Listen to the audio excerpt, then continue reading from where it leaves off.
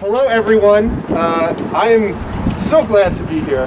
My name's Regunberg. I'm a former state representative, and I want to give my most heartfelt thank you to Rhode Island Youth Climate Strike, to Generation Z We Want to Live, for engaging in such kick-ass organizing in our state, for taking such a leading role in these fights, our fights.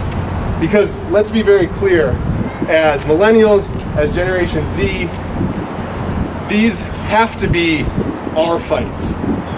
While there are activists in every generation who are organizing and fighting for bold climate action, for racial justice, the fact is that the leadership of every other generation before us has failed to write this course, right? Has failed to treat the climate emergency like what it is, which is a crisis of nothing less than existential proportions.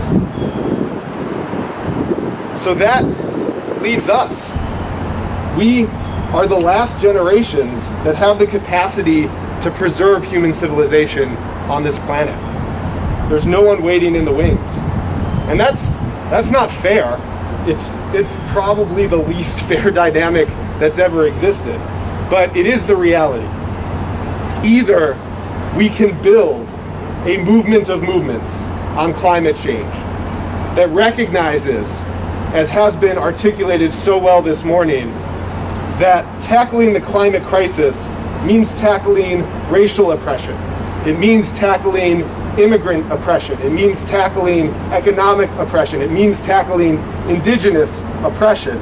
To bring all of those fights together into a force with the strength necessary to take on the fossil fuel industry and its big brother, runaway racial capitalism, which are both debasing our communities at every level. Either we can do that and build a better world than we've ever had before, a world that's actually based on dignity and justice for everyone rather than greed and rapacious accumulation for the very few, or we don't do that. And all of us, I think, understand what that future looks like. Those are the stakes. And that's why I'm just so goddamn grateful to see each and every one of you out here rallying, speaking up, using your voices today.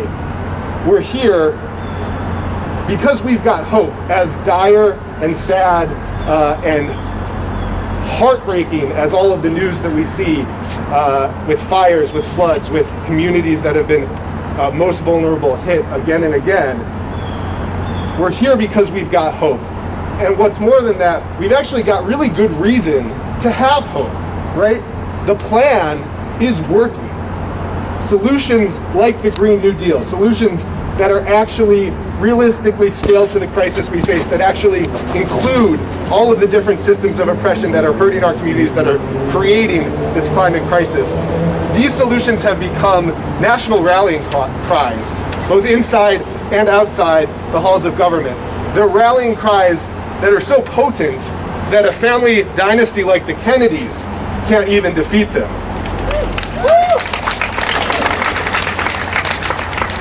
The people in our country are starting to see through the fossil fuel propaganda that's been forced down their throats for the last 30 years.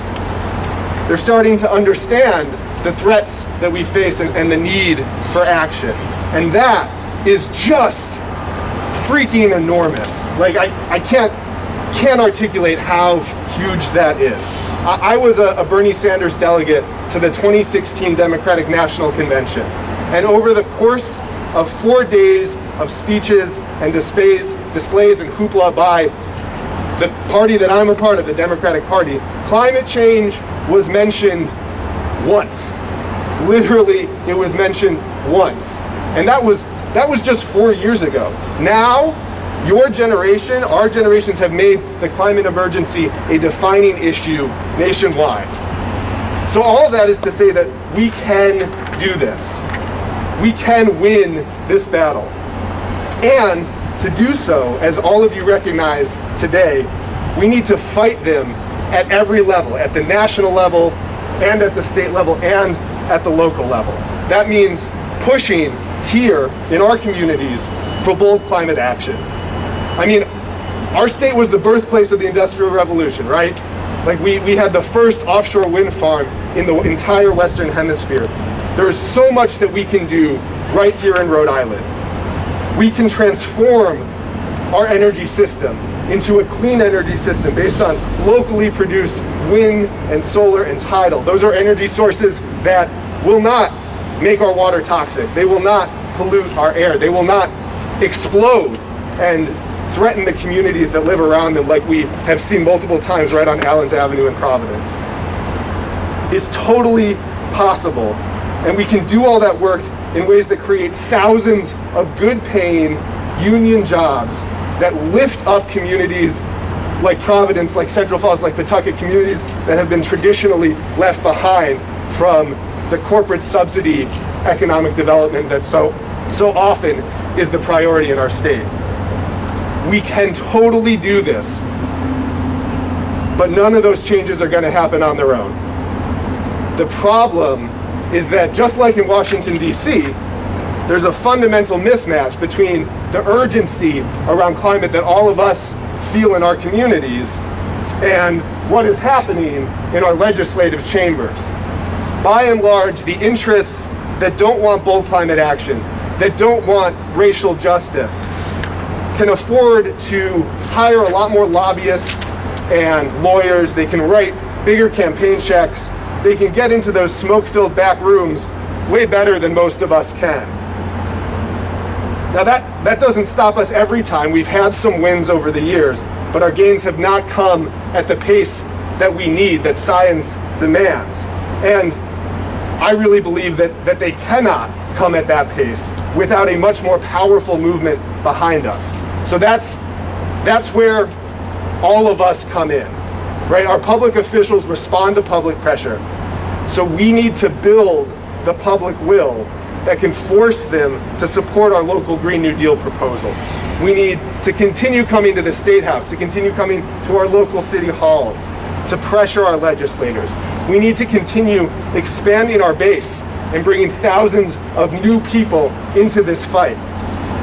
And we need to look to 2020 and 2022 and beyond and roll up our sleeves to elect more climate champions so that when we push for a Green New Deal from the outside, we've got a bigger team of leaders who can join us from the inside. So that's a lot. There is a lot of work to do, and we all know there's not a lot of time to do it, but the path is totally there. The better future is 100% possible.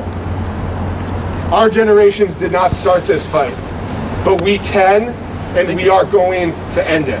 Let's do it. Thank you.